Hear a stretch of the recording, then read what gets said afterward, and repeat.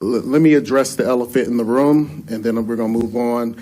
I want to talk a little bit about this Pride Month recognition and the proclamation and why I did what I did. And I also want us to understand, and I thought I had the proclamation up. Give me a second. The backstory.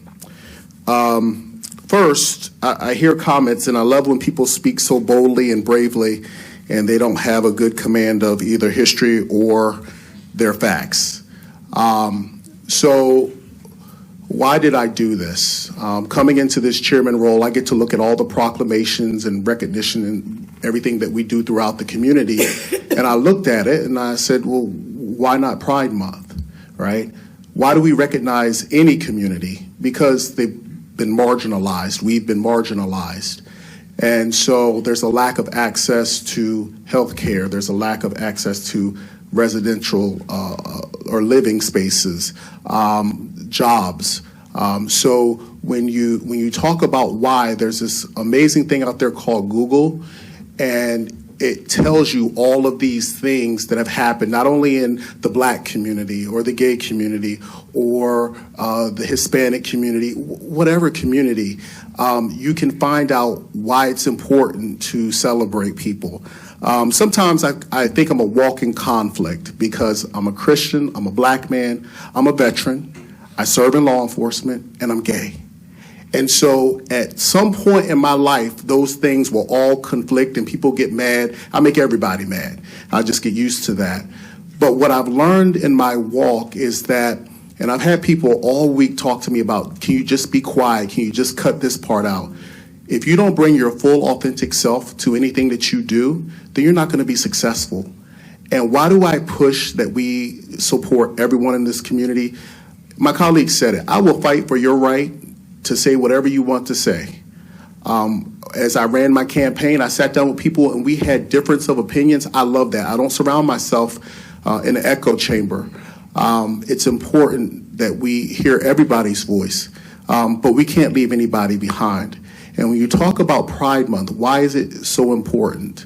Mental health issues, the depression, the isolation, people wanting to commit suicide.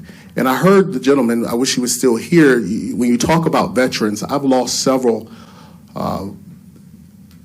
friends who committed suicide. They've gone overseas and fought for this country in specialized units, and they come back and ultimately they commit suicide because they can't come out and be who they are.